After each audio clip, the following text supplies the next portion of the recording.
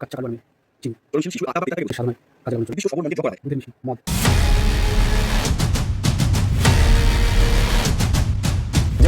So hello বন্ধুরা, সবাইকে স্বাগতম আমাদের চ্যানেলে। আমি তাতাই। আমাদের চ্যানেলে এটা আমাদের প্রথম ব্রডকাস্ট। আর আমি রিক।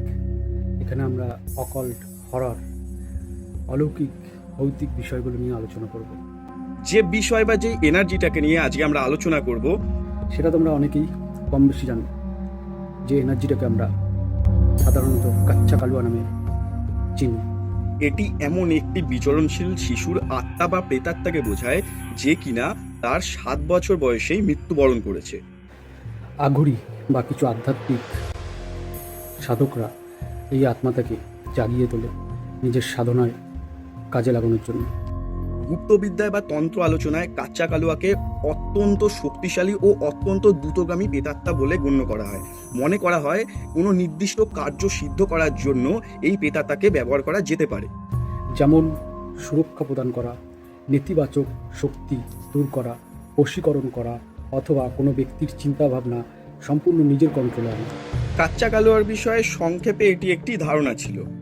সাধারণত তান্ত্রিকরা শ্মশানে বা কোনো নির্দিষ্ট অন্ধকার স্থানে এই অন্ধকার তামসিক সাধনাটি করে থাকে। এর জন্য একটি সুরক্ষা বৃত্ত অঙ্কন করা হয়, নির্দিষ্ট সবর মঞ্চের জপ করা হয়, আর মিষ্টির মতো দৈনিক কিছু নৈবেদ্য নিবেদন করতে হয়। এছাড়াও রয়েছে জটিল কিছু তন্ত্রক্রিয়া। যেমন এই সত্তাটিকে নিবেদন করা হয় দুধের মিষ্টি, মদ, লেবু, চতুর্মুখী তেলের প্রদীপ। এটি গেল কিছু আচার অনুষ্ঠানের সংক্ষিপ্ত বিবরণ। অনুশীলনকারীরা যারা এটা নিয়ে চর্চা করে তারা কঠোরভাবে এই সাধনার থেকে দূরে থাকার পরামর্শ দেয়।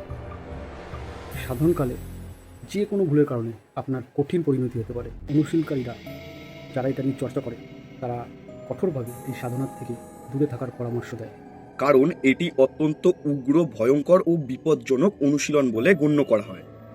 সাধনকালে যে কোনো ভুলের কারণে আপনার কঠিন পরিণতি হতে পারে। একটি ভুল মন্ত্রের উচ্চারণ, ব্যাস আপনার জীবন সেখানেই শেষ।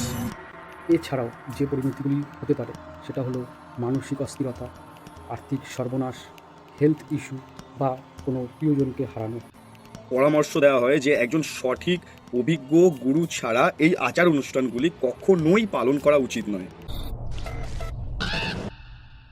তোমরাও যদি কোনো অকাল্ট বা হরার বিষয়ে জানতে চাও অবশ্যই কমেন্টে করে দেবে, আমরা সেটা নিয়েও ডিসকাস করবো আমাদের চ্যানেলে। তো বন্ধুরা, তোমরা আবারও তোমাদের পরামর্শ বা মতামত কমেন্টে জানাতে পারো। আবারও লাইক, ফলো, শেয়ারটা তোমাদের হাতেই আমরা ছেড়ে দিলাম।